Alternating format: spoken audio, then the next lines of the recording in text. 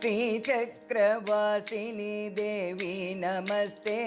शिवकामसुन्दरी देवी नमस्ते श्रीकृष्णसोदरी देवी नमस्ते राजराजेश्वरी देवी नमस्ते पद्मदललोचनी देवी नमस्ते भक्तपरिपालिनी देवी नमस्ते पर्वतवर्धिनी देवी नमस्ते